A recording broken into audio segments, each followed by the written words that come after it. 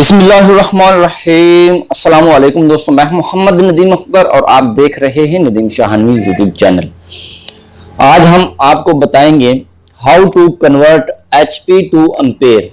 यानी कि अगर आपकी एक मोटर है थ्री फेस मोटर है एचपी की, उसे एम्पेयर में, यानी कि अगर आपके पास मिसाल के तौर पर 20 एचपी की मोटर है, उसके कितने एम्पेयर होंगे थ्री फेज सिस्टम के अंदर, उसका फार्मूला कैसे अप्लाई करेंगे, आपको कैसे पता चलेगा इसके एम्पेयर कितने होंगे। चलिए यहाँ पर देखते हैं। जहां पर मैंने कुछ रीडिंग्स दी हैं आपको समझाने के लिए, आपके टाइम की बचत करने के लिए मैंने पहले से ही सारा डाटा तैयार करके रखा हुआ है ताकि वीडियो ज्यादा लंबी ना हो। Watts is equal to HP multiply by 746, यानी कि एक हॉर्स पावर में 746 वाट्स होते हैं। ठीक हो गया जी नाज़रीन, यहाँ पर आपने ये समझ लेना है, आपने ज़हन नशीन कर लेना है। एचपी मल्टीप्लाई बाय 746, यानी कि एक हॉर्स पावर के अंदर 746 वाट्स होते हैं।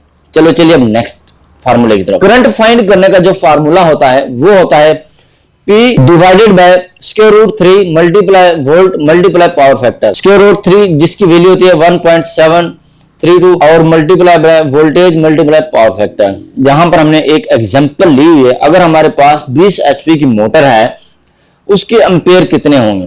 ये 20 एचपी की मोटर है, ये थ्री फेज की मोटर है जी नाज़रीन। यहां पर हमने एक इक्वेशन नंबर 1 बनाई हुई है। यहां पर ये वाट्स को हमने पहले फाइंड करना है। एचपी वाट्स का फार्मूला है जी एचपी मल्टीप्लाई बाय 746। एचपी हमारे पास कितने हैं 20 एचपी की मोटर थी ना, मल्टीप्लाई बाय 746, यानी कि एक एचपी के अंदर 746 वाट होते हैं।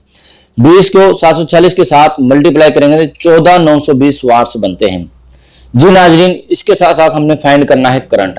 ये हमारी पास है equation number 2, I is equal to P divided by √3 multiply voltage multiply power factor जी नाजरीन। अब हम आ गए हैं नेक्स्ट स्टेप की तरफ। जो हमारे पास डाटा मौजूद है, हमने एचपी से करंट फाइंड करना है थ्री फेज मोटर का। वो कैसे करेंगे, मैंने यहाँ पर कुछ डाटा लिख रखा है। करंट I है करंट जो कि हमने फाइंड करना है। PF है पावर फैक्टर की जो रेटिंग है हमारी वैल्यू है 0.8 है। और P जो हमारे वाटेज निकले थे 14920, वो ये हैं कि 20 एचपी के वाट कितने बनते हैं, जिनके पावर वाट में आ गई 14920, ये हमारे पास आ गए वाटेज। उसके साथ साथ वोल्टेज हमारे पास कितने हैं, ये थ्री फेज के वोल्टेज 415, जैसे कि आपके पास एवरेज वोल्टेज होते हैं वो आपने यहाँ पर लिख लेने हैं। यहाँ पर हमने फार्मूला अप्लाई किया हुआ है करंट फाइंड करने का। P divided by √3 multiply voltage multiply power factor. ये दोबारा उसी तरह से आ गया। P हमारे पास 14920 आ गई। ये हमारे वाटेज निकले थे 20 एचपी के वाटेज ये थे हमारे। और इसका जो है यहाँ पर जो वैल्यू आती है √3 मल्टीप्लाई 415 मल्टीप्लाई 0.8, 415 हमारे पास ये वोल्टेज आ गए और पावर फैक्टर हमारे पास ये 0.8 ये वाला आ गया। ये आपके सामने है जी यहाँ पर फार्मूला, जैसे कि आप देख रहे हैं। I is equal to 14920 divided by 575। इसकी जो वैल्यू आती है यहाँ पर 575 आती है, जैसे कि आप देख रहे हैं। और यहाँ पर इसको हम अगर आपके सामने में डिवाइड करके दिखाता हूं, ये हमारे पास साइंटिफिक कैलकुलेटर है, तो 14920 divided by 575 is equal to 25.94, यानी कि अराउंड अबाउट ये 26 एम्पेयर यहाँ पर आपके बन जाते हैं।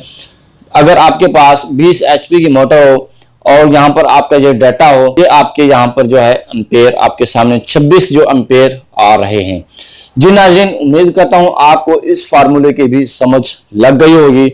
इस वीडियो को लाइक करना, कमेंट करना और अपने दोस्तों के साथ शेयर करना मत भूलिएगा। मैं हूं मोहम्मद नदीम अख्तर, आप देख रहे थे नदीम शाहानवी यूट्यूब चैनल। मिलते हैं नेक्स्ट वीडियो में। अपना बहुत सारा ख्याल रखिएगा। तब तक के लिए अल्लाह हाफिज।